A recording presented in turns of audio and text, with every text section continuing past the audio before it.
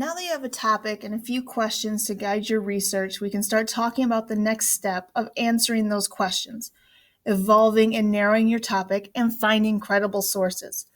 Your goal in this process will be to answer the questions you have already created, and as you read through the research, possibly ask yourself more questions to be answered, which will continue to guide the direction of your research or help you find a more narrow focus for your topic. It will be imperative to find credible and scholarly sources to ensure that you have accurate information and can build ethos or credibility within your paper.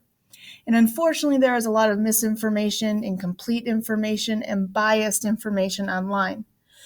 On page 6 of your research packet, it'll give you a checklist to consider when looking at information online and determining credibility, which I'll go through. So first, consider your topic and whether there are websites specifically dedicated to research and compilation of information on it.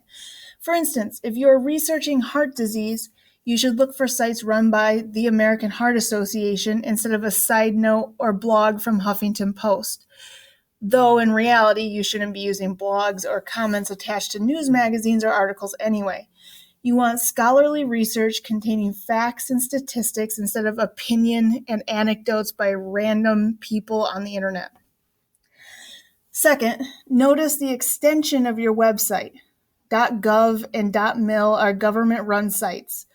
.edu means it is an education site, typically from a university, and .com, .org, or .co can be purchased online by literally any person, business, or entity.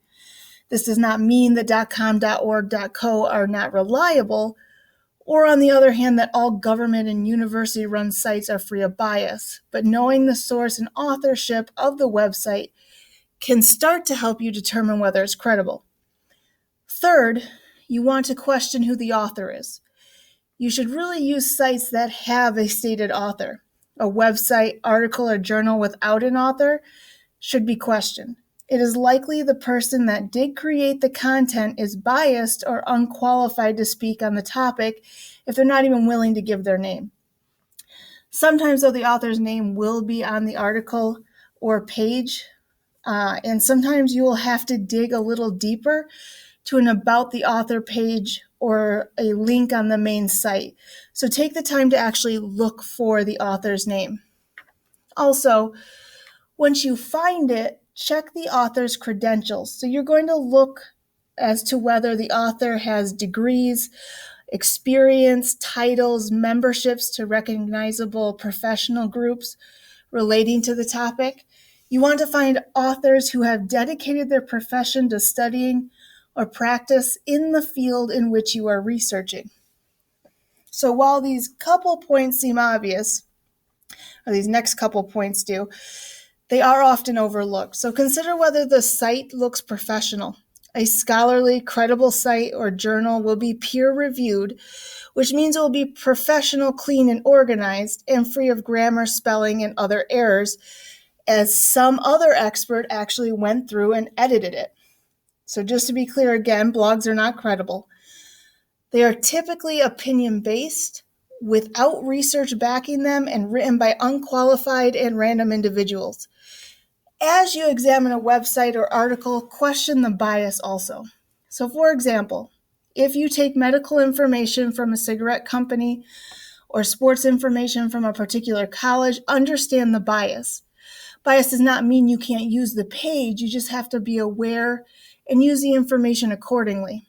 Another great way to check for credibility is by looking for citations or a bibliography. These will help you determine the legitimacy of secondary sources. Ask yourself if the bibliography shows quality research material. You can also use their bibliography to find additional resources for yourself, and I'll show you how this can work on Wikipedia as well. As you're researching, you're going to want to consider the rhetorical situation. So,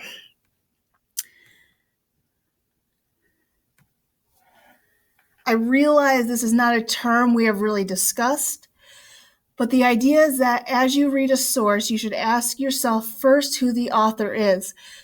To whom is the author writing? So audience. For what purpose are they writing? What is their overall message? And when and where are they writing? As in, what context or culture? These questions can help you think about what biases might be held by the author depending on who they are, their purpose, and the time period in which they are writing, and from what region.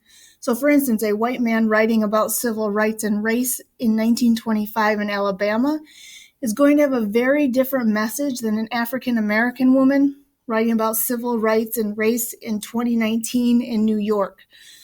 A lot of you have very current topics, and paying attention to dates and region can be important to the argument you want to create. So, now that you've considered all of these pieces and determined whether your sources are reliable and credible, let's look at some ways to actually get started on research. So as far as resources, you can use Wikipedia to get a general overview of your topic, but cannot use it as a scholarly source cited in your paper.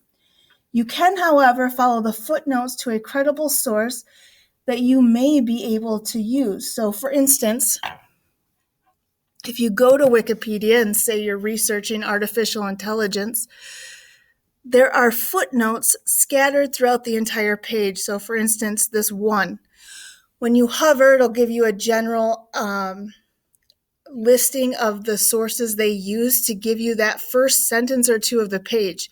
These citations are frequent. So you cannot cite Wikipedia, but you can go through their information. You can click on the footnote and it'll bring you specifically to where they found that information, as well as all the other information for that page.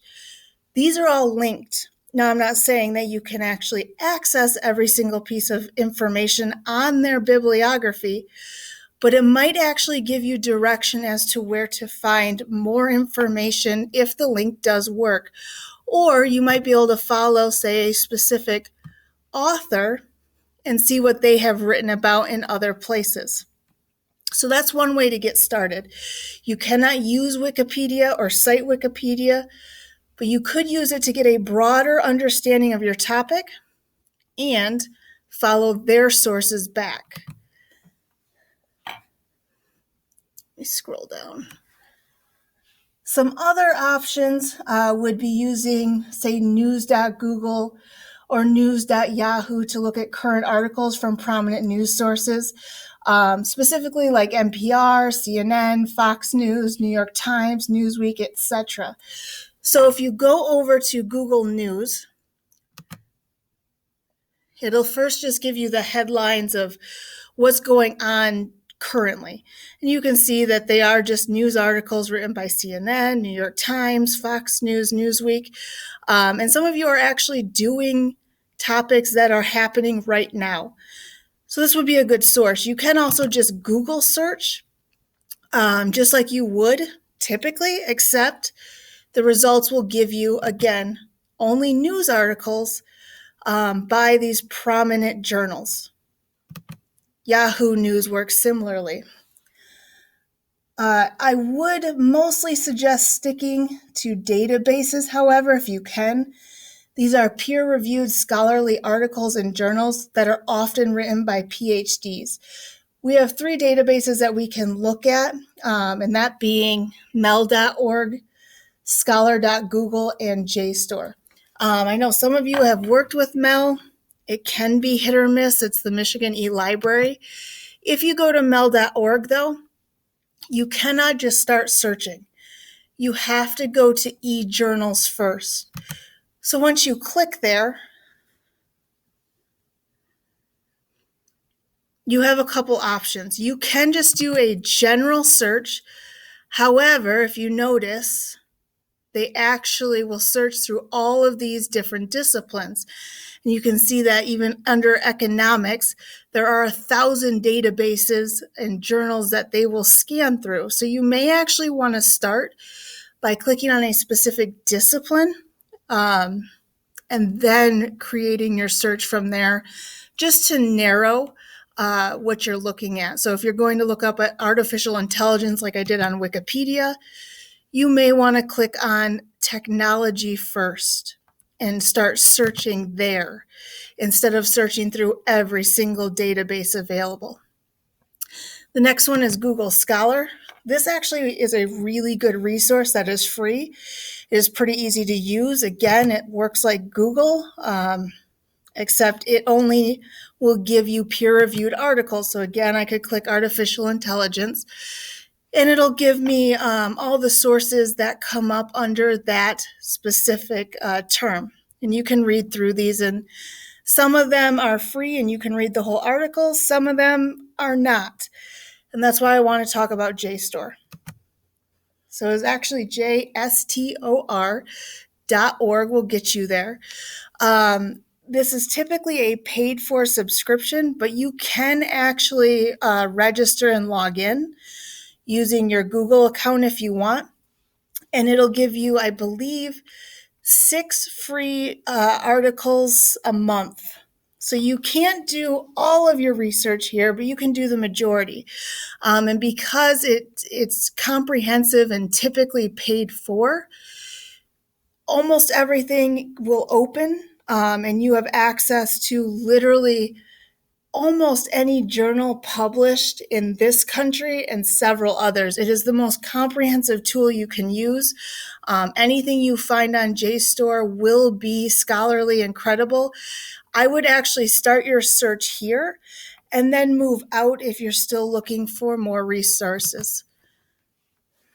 So, as you find credible sites and scholarly articles and journals, you're going to want to create a works cited page. And when I say this, I do not mean a list of websites and URLs. If you save the URLs, especially on a database, and I've talked about this, they will not work the next day. Database URLs are temporary. So I want you to create an actual MLA works cited page. I'm going to attach my MLA guide, which each of you received a hard copy of at the beginning of the year, but I'll put it on Google Classroom in case you've lost it. This packet will give you a cheat sheet on how to manually cite each source you may find, whether it be a website, web page, journal on a database, or news article. If you are using a source that is not explained in the packet, Purdue OWL explains how to cite literally any source in MLA format. And I don't know if I have a tab up right now, so I can show you real quick.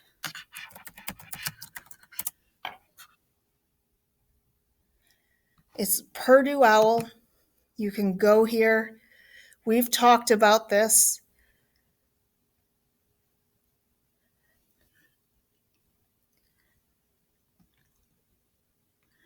Click MLA Guide.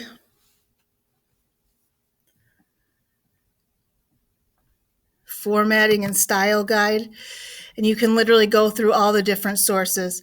If you have a basic book, periodicals like a newspaper, electronic sources. Other common sources might be the place you are looking for. If my cheat sheet doesn't actually give you what you need, just click there and it'll explain how to cite different types of sources.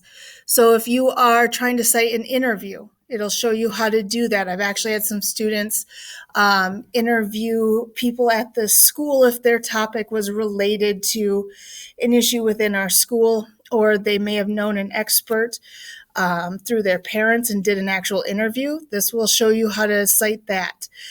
I think this page, it also goes through speeches and lectures. If you're looking at art, it'll show you how to cite a painting or a sculpture or a photograph, a song or album, films and movies, if you're trying to cite a documentary, or a Netflix show, it'll show you how to do that as well. I believe, let's see, podcasts. I know they also walk through how to cite tweets, YouTube videos, all sorts of stuff. So if my MLA guide does not give you what you need, you can go to Purdue OWL and it will explain it. So here's your job. By Thursday of next week, you're going to have an MLA Works Cited page turned into me to Google Classroom. This is so I can check your formatting for your final paper so that that's all set and you don't have to worry about it, but also whether you were able to find credible sources. Typically, I actually go through your research. This is difficult to do at a distance, so I just want to go through your Works Cited at this point. You should have a minimum of 10 sources on your Works Cited page. You will only need at least, I should say, 7 in your final paper, but it is best to find more than enough evidence and research before you start writing. It's much easier to get rid of unnecessary or irrelevant sources than to stop in the middle of writing and continue your research when you hit a piece that you need more information on. So look through my page on, determining credibility.